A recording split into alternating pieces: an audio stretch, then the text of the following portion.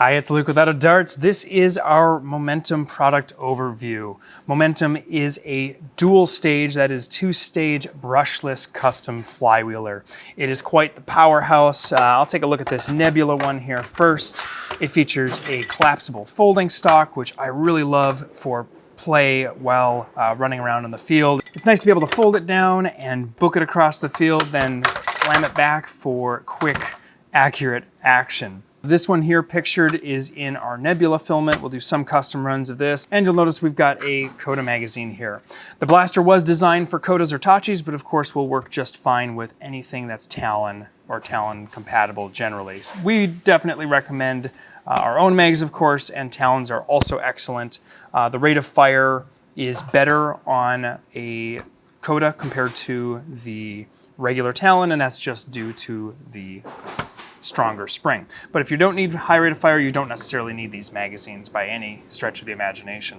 Momentum is a select fire blaster, so you have semi-automatic, burst, and full auto. You've got an ambidextrous mag release, so both sides can be activated. However, it is worth noting if you're left-handed, you're going to have to figure out getting used to switching this over here. The little PCB switch selector is not reversible, so we can't simply mirror image this unit. We generally sell these as just assembled blasters. They do take close to 3 hours to build, and that's from an experienced person building them. We may in the future sell just the core internal guts pre-wired only, but for now we're just doing the fully assembled blaster. You get quite a few color options here, and to illustrate that better, I'll actually pull over my other personal blaster. The tangerine here is the primary, so you're going to get the body color. The secondary, or the grip, is obviously just this grip area. This part right here will actually match the grip on production pieces. You also get to choose the stock color, which will include both of these parts in the same color.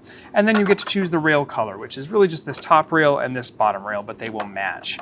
The one option you don't get to choose is the tip. The tip will always be orange and the triggers will always be orange, just to further comply and make it look more like a toy. Additionally, we're not allowing any darker colors for the primary body. We're making sure that those stay lighter, so you can't get that part in silver or black or galactic black, but you can get the other components in those colors. I absolutely love playing with Momentum. One of the best things about this blaster is that it is both upgradable in the future via firmware, so as we make features, you can simply drag and drop via a USB port on the side.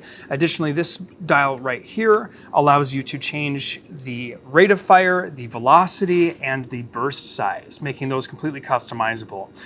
I know some people ask, why don't we put a screen on here? Really, I find that when I have a screen, I never use it in the field. I just set it and I run with the basic options, so this seemed a little bit more rock solid to me. We may consider a screen add-on in the future, but for right now, there aren't any immediate plans. Two other modes worth talking about, and we do have an in-depth video on how to set all of these. There is a tournament lock mode where you'll be able to lock a specific FPS, and we will work with tournament hosting to set that up so people can be confident that users of Momentum are locking in their FPS. Since the blaster does hit 200 FPS, it is a high performer and will be higher than a lot of competitions allow, depending on your game type.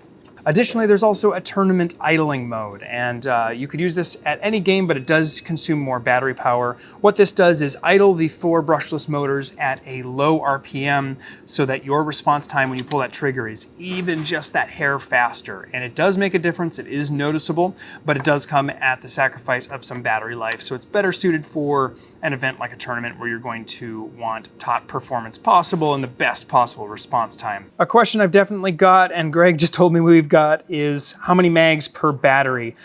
I have found that I can get through a full day of play with 2, maybe 3 batteries. If I'm playing a tournament, I'll probably bring enough so I can put a fresh one in every single round. But I have easily shot around 20 mags at a 150 FPS game on a single battery, maybe 30, and those are Coda mags, of course. And that's before swapping. I don't always wait until it's dead to swap. You'll notice the performance dip slightly before the blaster will actually shut off when it's low. The problem with telling you a specific mag count to battery count is that there's really not a way to tell you because I don't know what mode you're in. If you fire full auto or burst, you're going to get a lot more shots per battery than you are in semi-automatic. Likewise, the lower FPS setting, you're going to get more shots per battery than the highest FPS setting. But at the end of the day, I bring 2 batteries to a game and I can pretty much play all day, and I play with a lot of mags. I think 2 is good for most people. If you think you're really trigger happy, maybe bring a couple extra. We are confident that this is the best flywheeler that is currently out there. It is extremely versatile, it is very compact, it is a really great form factor, and you can play with it everything from 100 FPS games all the way up to 200 plus, and I just love it. Do check out our other videos on this. We've got both the launch video and the tips and tricks / manual video link below. Hope this has been helpful. Thanks for watching.